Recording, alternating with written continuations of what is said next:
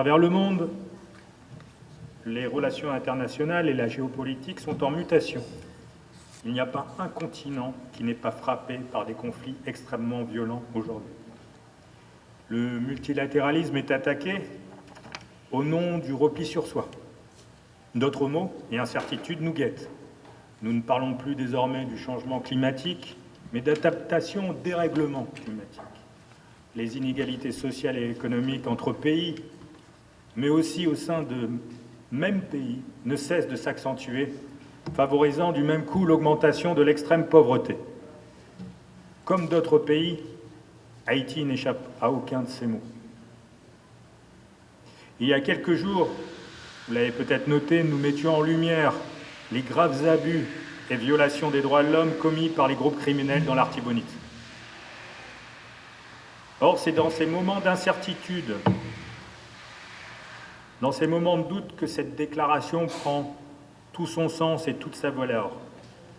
Il faut se battre que pour les promesses et la vision de cette déclaration puissent guider le peuple haïtien et ses dirigeants. La Déclaration universelle des droits de l'homme, comme l'a rappelé le représentant, le haut-commissaire aux droits de l'homme, a été signée au lendemain de l'horreur, après 2 guerres mondiales, un holocauste et une menace nucléaire. Or, au moment de sa signature, ce texte a contribué à ouvrir la voie pour sortir des profondeurs de la misère humaine. Cette déclaration a réaffirmé la valeur de la vie humaine de tous et toutes. Elle a aussi réaffirmé que peu importe où nous sommes nés, ou quelles que soient nos croyances, nous sommes tous égaux en dignité et en droit. Chers étudiants, chères étudiantes, vous savez tous et toutes que la réalité actuelle des droits de la personne en Haïti est dramatique. Femmes, jeunes enfants, jeunes hommes, personnes âgées et personnes vivant avec un handicap sont touchés au plus profond de leur dignité. Depuis le début de l'année, juste un chiffre, plus de 7000 personnes ont été tuées, blessées et enlevées en Haïti. Cela en raison principalement de la violence criminelle.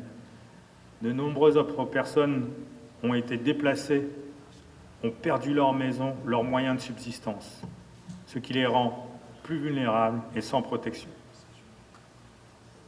Dans un tel contexte, chers étudiants et chères étudiantes, vous avez un rôle moteur à jouer en tant que futur cadre de ce pays, pour rappeler aux détenteurs d'obligations de protéger et de promouvoir les droits de l'homme conformément à leurs engagements internationaux. Vous-même,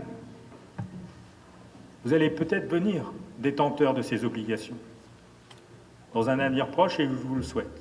Mais n'oubliez jamais votre responsabilité en tant que détenteur de ces obligations vis-à-vis de la population et des citoyens haïtiens.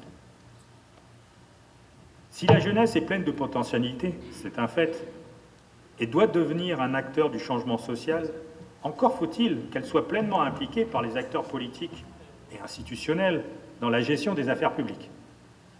Or, je sens un profond désarroi, une frustration, voire un désenchantement de la jeunesse vis-à-vis de leurs dirigeants. Environ 50% de la population haïtienne est constituée par la jeunesse. Malgré ce poids démographique, cette jeunesse se heurte à de nombreuses barrières structurelles et conjoncturelles pour exercer leurs droits civils et politiques dans l'espace civique. Ces barrières sont d'ordre socio-culturel, politique, financière, voire légal.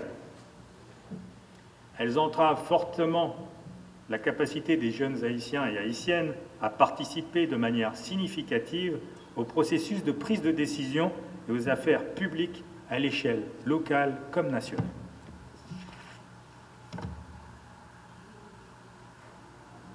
Alors, depuis plusieurs années, les jeunes perçoivent le champ des affaires publiques comme immoral. En raison de cette méfiance, ils délaissent l'espace public. Or, sans cette jeunesse, l'espace public ne sera ni ouvert, ni responsable, ni inclusif. L'exclusion des jeunes, et particulièrement des jeunes femmes, des mécanismes de prise de décision est renforcée par l'absence d'espace de discussion intergénérationnel rassemblant les jeunes et les acteurs plus âgés de la sphère décisionnelle. Cela empêche généralement des acteurs tels que les partis politiques, les autorités locales, les forces de sécurité d'entendre et de comprendre les besoins, les préoccupations, mais aussi les idées novatrices des jeunes.